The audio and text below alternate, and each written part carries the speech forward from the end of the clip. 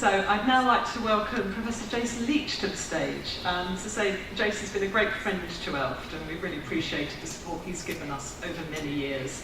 He's National Clinical Director of Healthcare Quality and Strategy in Scotland. He's been a senior leader in the Scottish Government for over 10 years and their National Clinical Director since 2015. He's led population health with the Scottish Government, and that's obviously really important for us to learn from in the light of our new strategic goal around population health. And he's a Quality Improvement Fellow at the Institute for Healthcare Improvement. Jason, welcome. Thank you.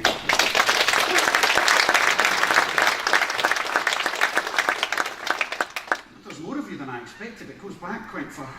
Morning, everybody. Thank you for having me. I've been at this before. It's very unusual for me to get return gigs. So something must have gone well, or at least somebody likes it. I'm not sure Navina was here then. I think. No, she was. She was. So I'm very, very grateful for the invitation, and I hope maybe we can spend half an hour thinking about where you are a little bit, some Scottish stories perhaps. If you don't understand, if I'm talking too fast, then tough, it's the only speed I got. So, and then I'll be here for a little while this morning, so if you want to know more, please talk to me. The only reason I'm a friend of East London is because genuinely we have stolen shamelessly from you. I'm not altruistic. I'm not here just for fun. We have genuinely taken some of your people to Scotland, and they've helped us, and also some of your theories from Scotland, from East London to Scotland. And you have genuinely helped us. There's even some Scots in this room. You won't know where they are. They're secretly placed.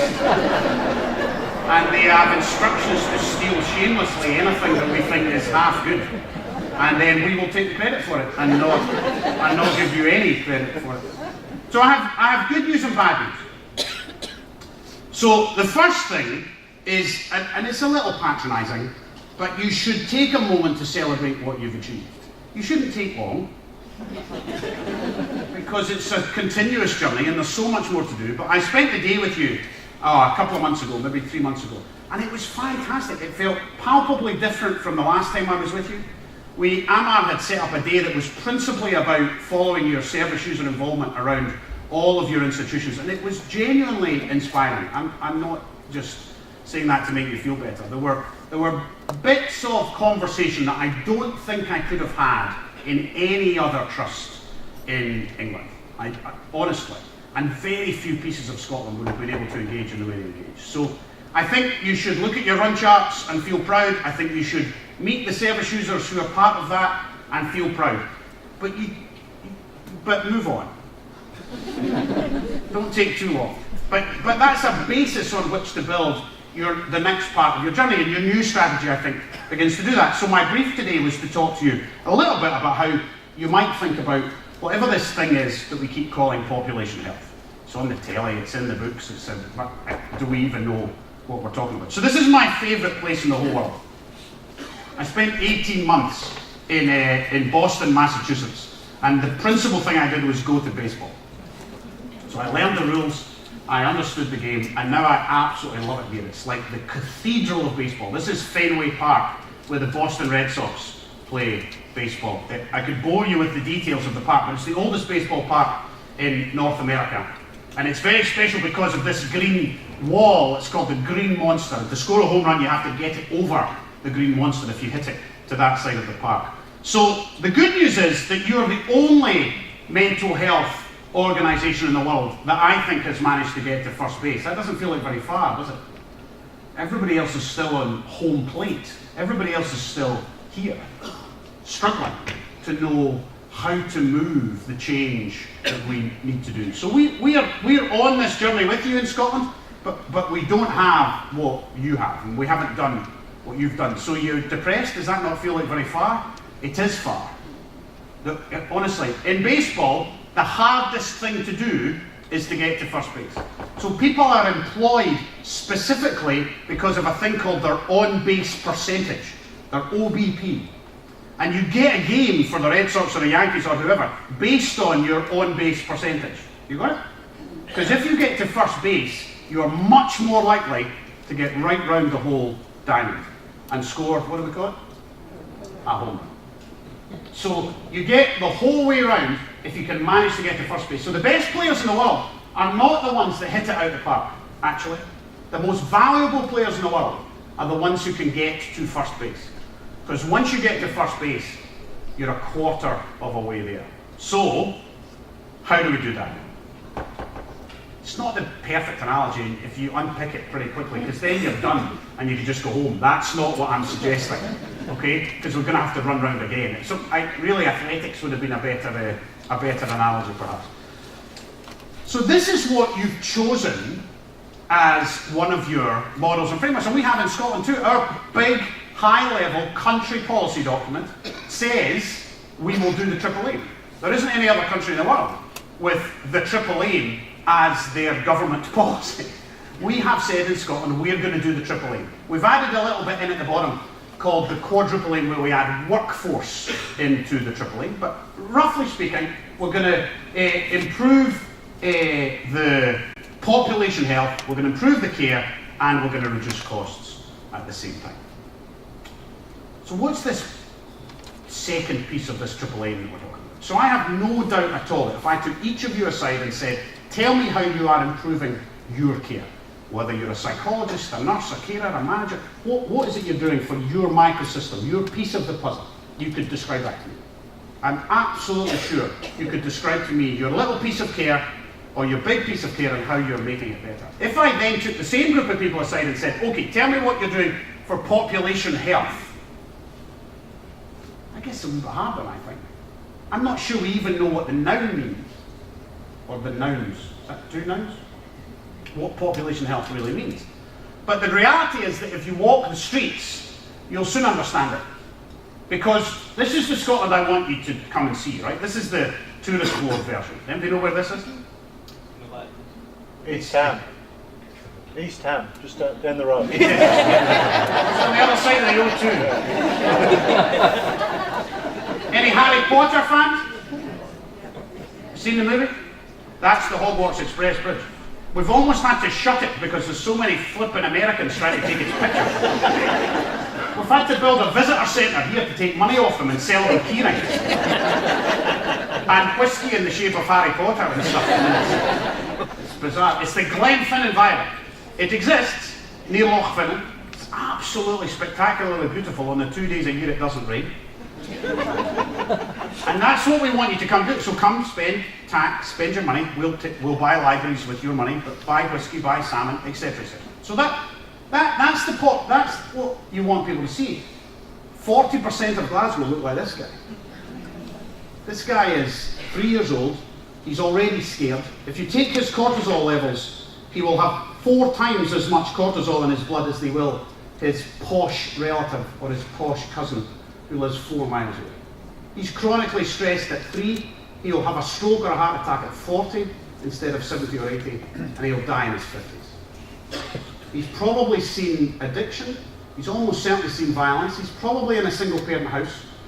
And he may well have encountered suicide in his extended family. He won't have fruit and vegetables in the house. In fact, it will be quite difficult to find fruit and vegetables in the street. There won't be green space for him to cycle and walk on. And 4 miles away where I live, pretending to be posh, I can buy bananas, I can cycle on the street, there is green space, and the kids in my area have shoes on. 40% of Glasgow live by themselves. Live by themselves. So if your solution to the healthcare challenges of Glasgow is to build a big 1,700 bed hospital with no public transport, oh no, wait a minute, that's what we did. And then expect people to drive to it, you're delusional. That's not how health works. So how do we build a system for this guy? Is he a mental health user? He's just a kid. Or an adult, or a lady with Alzheimer's, or a man with kidney disease. But the labels don't work. The individual disease world is gone. When I trained, 1991 I qualified. Even then, the single disease world was beginning to come to an end. But now it is unusual for patients to come with one diagnosis.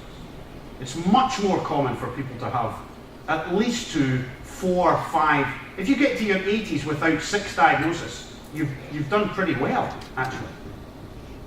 And inside that mishmash of so-called disease that we've labelled, of course, we've made up those diseases. We've usually put an ology at the end of them just to confuse the population so the population doesn't know what's actually wrong with them. If you've ever walked through a hospital, just go to a hospital with no appointment, okay? Just for fun. Just on a Saturday. Just go to the hospital and look at the signage. It's hysterically funny unless you actually have to find your way around. What's otolaryngology? What the what we've made up a whole new language to stop people understanding what it is we do. And every single institution is exactly the same. So how can we begin to think about what it means? So this is the Glasgow subway system and railway system. So this is where I live. I live at Hindland railway station, about 100 yards from this railway station, pretending that I'm posh in a leafy suburb. My granny lived here in Bridgeton, in the same house she lived her whole life. My mum was born there, my granny died here. Used to have an outside toilet. It was a big move in the 60s when they put the toilet indoors. You could reach across the tenement to your neighbour. You die 15 years earlier. It's 4 miles. You can walk it in an hour. There's no other city in the world with that level of inequality in such a small piece of the world. But you're not a million miles away from it in the populations you're serving. And it's real. So this is just one tiny example. You are 76 percentage points more likely to die of cancer if you're in Bridgeton than if you are in Hindland. Now that's not because the health service isn't free at the point of delivery. It's not because we haven't tried. It's population health. It's detecting cancer early enough. It's housing. It's violence and suicide. It's everything that is part of that population. So my father was a coal miner at 14 years old. His father died in his 40s. His father died in his 40s. My father left the coal mine at 24 to become an electrician. And when I left school, there were no coal mines to go to. So I couldn't be a coal miner. It was impossible for me to follow that generational change. My father did his Open University degree while I was doing dentistry at the dining room table. We studied at the same time. That's population health. Population health is not prescribing or even therapies. Population health is housing, healthcare, criminal justice, addiction, politics, all rolled into one to try and fix it. So now it feels too hard, doesn't it? Now you think, oh, bugger that, I'm just going to go back to the other bit of the triple E. That's far too hard to do. So what, as individuals, can we do to help that population health, so-called? So you do have a part to play. It's important to point out the triple aim is not done in stages. So you don't do the population health now and forget the bit about value and the bit about better care. That's not how it works. So you of course have to improve the care you're delivering every single day and make it better. And there is nowhere better in Britain that does that. You've got the capacity capability now, you've got all the skills, all the people in your system. I don't think you need much more in terms of capacity and capability. You need more, you need to keep developing yourselves. I mean, you don't need extra skills. But these are my quick theories about population health. Can you tell I've got a Presbyterian background? I've got 4 points, they all begin with the same letter. So I think population health is responsible. It is the right thing to do. It is ethically required. It is moral to do population health. It is no longer acceptable just to fix your microsystem and provide the best care you can. You know the famous public health metaphor, which is wrong actually, of the river, and we're picking the people out of the river. The acute medicine people or the ED is picking people out of the river who are drowning, and then the public health people go upstream to where the fence is broken and the people are falling in the river. And public health say, oh, we're very clever, we're going to fix the fence, and that will fix, because nobody will fall in the river. It's bollocks. Everybody's in the river all the bloody time. And there are sharks and oil drums and traps and all kinds of stuff in the river all the time, us included. So what you have to do is try and create health inside the people who are in that river. Whatever health might be. It might be resilience, it might be dialysis, It might be therapy for mental health challenge. It could be all kinds of stuff all rolled in to one. But it is the right thing to do, and I'm going to use a dental example because that was my original job. I was a dentist a long time ago, and Glasgow has the worst dental decay record in Western Europe. Scandinavians used to come to my clinics to see how to take teeth out. I was so proud. The Swedes and the Norwegians, because they didn't take teeth out of children. And we would sometimes take 20 teeth out of 3-year-olds. Literally 20 teeth. I have made dentures for 4-year-old children in Glasgow. It's astonishing. And this was the most common presentation. I'm not sure you could see it all the way back, but this is sugary juice in a bottle. The so-called bottle caries, we used to call it nicely. And it was kids who had Ribena often, because Ribena is really healthy. Have you seen the adverts? It's really, really healthy. It's full of black currants and about 25 spoonfuls of sugar. And that's what it does to your front teeth. So in Scotland, we decided to tackle it at a population level. We've been trying individual things for years. So we came up with what in retrospect is a deep quality improvement method. But we didn't call it that in the last dozen years. And we called it Child Smile. Some of it's a little bit Stalinist. But Scotland has the luxury of being a little bit Stalinist and pretending we're nice. But we can make decisions for 5 million people and they don't really know it's happened sometimes. And we introduced dental health educators into our nursery schools. So they would go with the puppets and the teeth and the toothbrushes and the things and the stickers and all the things you would expect, and then they brush the kids' teeth every day compulsively. That's the Stalinist bit. So every single kid in every single nursery across the whole country got their teeth brushed every day. Got it?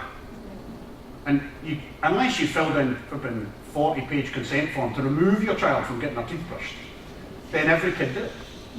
And we had all kinds of health and well-being stuff that went round, and we made Child Smile practices, so we paid the dental practices a little bit extra, and they would train one of their nurses to be the oral health educator. So every kid that went, oral health education is the most boring thing in the world. It's really dull, so the dentists won't do it, because it's painfully boring. But if you pay somebody to look and see the kids in the practice, and you give them an extra shekel, suddenly there's stickers and toothbrushes and all kinds of stuff happen in the dental practice. We've got an advantage because we've now got 90% of the population registered with dentists. That's not true everywhere else. So we had to have a very, very strong focus on getting the families registered with their local dentists. And then we did some actual process. So this is fluoride varnish. This is putting fluoride on the kids' teeth in the school or in the practice. So the blue line is in the practice, the green line is in the school. We used to never do, that was unthinkable. This is going to a nursery school and doing a healthcare intervention in the nursery. You got it? This isn't asking the kids to come to you like we normally do. This is chaotic families, immigration, everything you would expect inside this nursery school. And when you come, you're getting your teeth fluoridated, whether you like it or not, really. And that's what it does. This is the percentage of kids with no decay. Now, if you want to show a good chart at an event, you should choose something you're really, really rubbish at, because then you get a more dramatic improvement, as you can see. So we had 40% of our kids with no decay. 40% at 4 years old. 4 or 5 years old, primary one. So when they started primary school, we had 40% of kids with no decay. And now we're about to approach nearly 75, 80% of kids with no decay. In 10 years, no other Western European country has managed to achieve that. That's population health. That's dentists, mums, dads, school teachers. So suddenly we had to talk to school teachers. There's an idea. So they're seeing the kids every day. Nursery educators, early years workers, very low paid early years workers who are running these little nurseries. Suddenly we teach them to get involved in the kids' health and well-being. And you go from teeth to nutrition to vaccination to suddenly you've got a captured population that you can start to think about. So population health is the right thing to do. It is responsible. It is also, unfortunately, hard, because it doesn't happen quickly. So I'm a surgeon. I like nothing more than pus. Population health doesn't lend itself to incision. I seek a big pussy face to insides. That's the bit I miss most about being an oral surgeon. And I remember my surgical tutor wrote on a big blackboard once, absolutely true, he wrote on a big blackboard at the beginning of one of his surgical lectures, we're going to do the lecture today on infection, great. And he wrote on the board, he said, if you want to leave after this single sentence, this is all you need. And he wrote, do not let the sun set on trapped pus. That's it, you're almost oral surgeons. But population health is not, unfortunately, amenable to a scalpel. So it is much harder work. And if you want to fix something like the stillbirth rate in Scotland, oh, I know what we'll do. We'll just bring the obstetricians into a room. We'll get the obstetricians to do checklists. And if we're really feeling ambitious, what we might do is bring the midwives in. And we'll get the midwives and the obstetricians to talk about Scotland's stillbirth rate.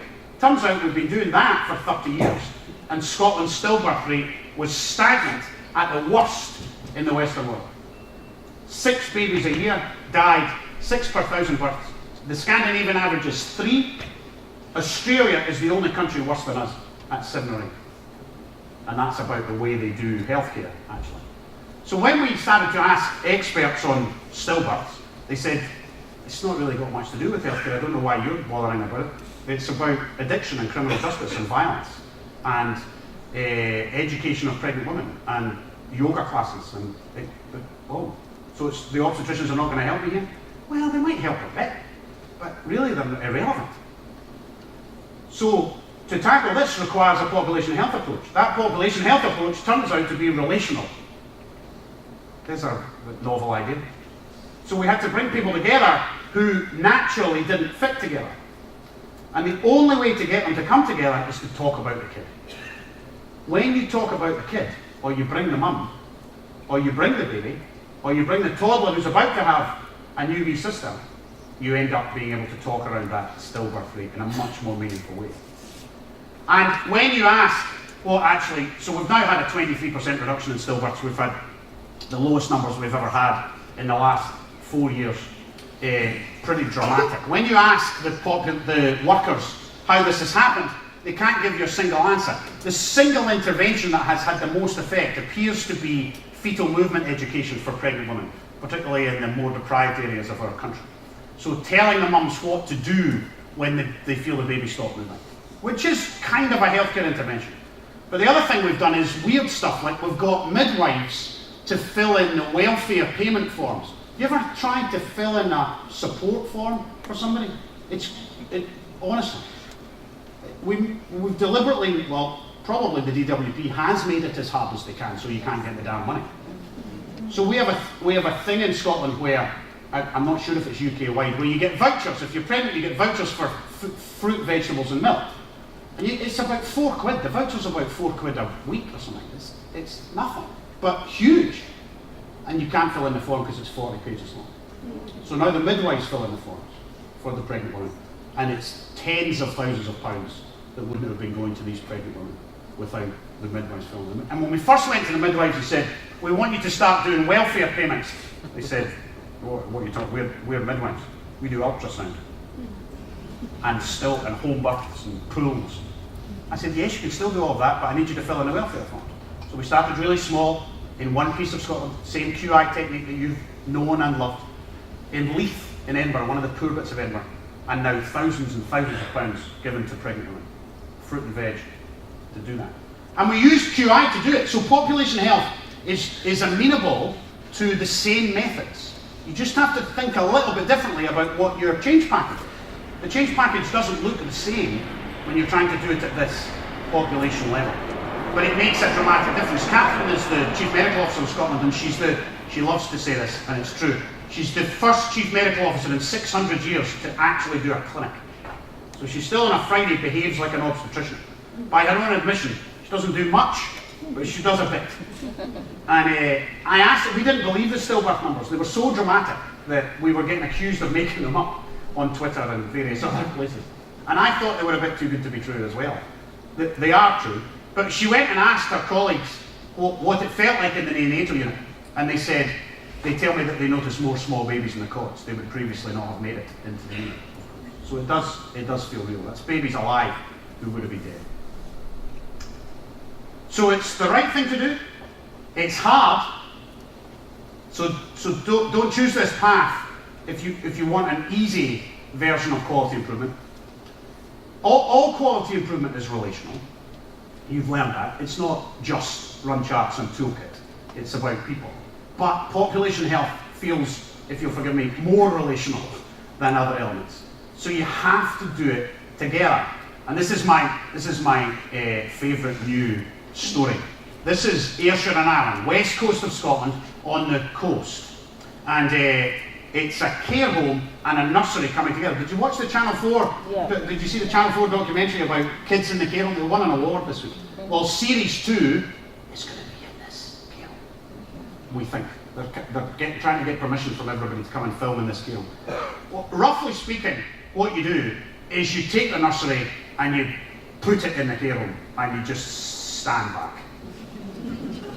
And 3-year-olds and 4-year-olds go to really previously really challenged or silent or people with really bad dementia, and the place just comes alive. It's unbelievable. It's truly unbelievable. And it's intergenerational. The kids don't judge anybody, and nor do the adults. They just play together. This guy, I've been, and the young lady who runs the nursery is the real driver behind this work. And she tells me that this guy was silent and in a corner and not smiling. And when you take kids, they start doing plasticine animals, and suddenly they can make elephants out of stuff that nobody knew they could make. So this is her quote rather than his. I think she's about to get knocked down by the tyre if he pushes it hard enough. And they interviewed the 3-year-olds and 4-year-olds, and they said, describe an older person. So this is before they go. They're too old to walk. Sometimes they die. It's kind of true. Sometimes they do that. And what do older people do? They don't do anything really. They just sit around. And then they go once a week for 6 weeks. They wear bonnets. Bonnets are Scottish hats, just in case you're not keeping up. They smile and laugh. They have sticks in case they need a bit of help. They know all the nursery rhymes. Would that not break your heart? They help boys and girls make things and play games. And you can apply, this doesn't happen randomly, so it looks random, but actually there's quality improvement in here. They're counting. They're counting number of interventions, they're counting movement in the older people, they're counting smiles in the young kids. So quality improvement toolkit, still applicable, so you can still get your run chart, you can still have your wee checklist, you can still do stuff, but it's population health. It's health in the kids and health in the adults. My favourite story is this little boy. He goes home to see his mum. He's called Greg. And his mum doesn't really know what's been happening in the nursery. He goes home and says, I've got a new best friend, Mum. And she says, oh, good. And he says, she's called Mary, and Mary's this and Mary's that, and Mary's wonderful. And the mum's thinking, this is a weird story. There's something funny here. And it turns out Mary is 94 and in the care home. And Greg goes home and tells his mum he's got a new best friend. And she's 90 years older now. And this is her. I just love children. Greg says I'm his best friend, and that makes my day. So quality improvement is not all getting the drugs right. It's not medicines reconciliation. Although, knock yourselves out, get the medicines reconciliation right. It's not at the exclusion of medicines reconciliation, but it's much deeper than medicines reconciliation. Much deeper. So finally, I think it's achievable. So it is, you have, have I got 5 minutes? 2 minutes, this is quick. So, 5 minutes. This is the reality. So you can do it, it's reachable, it's relentless, it's relational, but it's also achievable. One of the ways you have to achieve it is you have to build capacity, perhaps in a new population of workers. So you need it within your community, of course, but you might need to go somewhere else. You might need police officers. You might need addiction counsellors. You might need prison officers. So we have in Scotland a thing called the Scottish Improvement Leaders Programme, which we deliberately designed to be open to all public and third sector workers. So we've had civil servants, we've had prison officers, police officers, firefighters, and doctors, nurses, physios, mental health therapists on this same course. But everybody's in the one room. Teachers, social workers, learning the toolkit, and forming a learning network. I'm still not convinced which is more important than the other. I think actually if I scrape it away, I think the learning network's probably more important than the toolkit. But they also need the toolkit. They need to know how to do charts and quality improvement testing. We're not quite sure how these people over here snuck into the course, but the Northern Irish are there to pay for the Scots. That's why they invite the Northern Irish. Because we give it to the Scots for free and we charge the Northern Irish a fortune, but don't tell them. And that creates this environment in which we can start to tackle new things. Somebody wants to tackle literacy. It turns out literacy is a healthcare problem, and an education problem, and a criminal justice problem. So we put the family in the middle of this whole game, and then we bring everybody together to think about how we're going to fix that one thing. And let me finish with this story of the town where I was brought up. This is Coatbridge. I was in the next door town in Airdrie. It's pretty much the poorest part of the centre of Scotland, about 50,000 people. This is the very salubrious shopping mall, you can tell. Isn't it spectacular? It still looks like that. This photograph's a couple of years old and it still looks entirely like that. Just to the east of Glasgow. And the industry was ripped out. It used to be an iron and smelting area. The mines are all north of this, but this was a heavy industry area in my father and grandfather's time. But now all of that is gone. All of the industry is done. The unemployment rate is through the roof, and the men are fourth generation unemployed. We've got 15 of the most deprived data zones in the country inside this area. So one of the things we do in Scotland is, when you have a kid, you have a 27 to 30 month review of the kid. So somebody comes to your house, usually a health visitor, and looks at the kid and see if the kid is meeting its developmental milestones. Got it? It's a pretty weak intervention, but it at least captures the population and we can then intervene. So it turns out that across Scotland, we do that about 73% of the time, because we basically give up if we can't find them.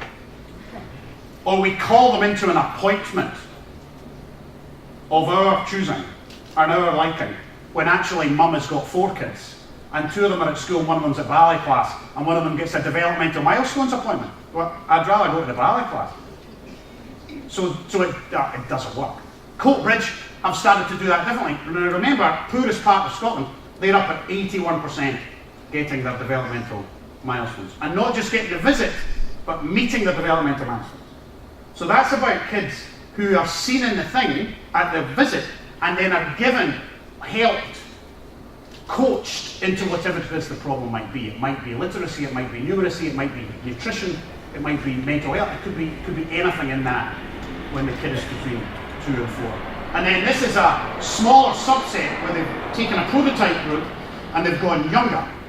So they've taken 762 kids at 12 to 15 months, so they've halved it, and they've gone in earlier, and this is kids meeting their milestones in that first year to 3 months. If you walked through this town, you genuinely would not believe this to be possible. And it's not healthcare workers. It is healthcare workers, but it is also getting to know the police officers and the firefighters who go to these houses, and the ministers, and the community organisers, and everybody else who's inside that community. If you ask them how they did it, they say they definitely needed some improvement methodology. We taught them how to do, and we did that using our early years collaborative, which is just as our big collaborative method. But they also talked about it being really crucial that there was a kind of named individual who was important to the family. So we've now introduced in Scotland named midwives and named health visitors. So you know the number and the name of your health visitor and your midwife. So when you go to your GP pregnant, you get given, your midwife's going to be Frank, your midwife's going to be Mary, and here's their number. Now, if Frank's in Tenerife, we replace him briefly, but that is your named midwife. And it's made a huge difference to families.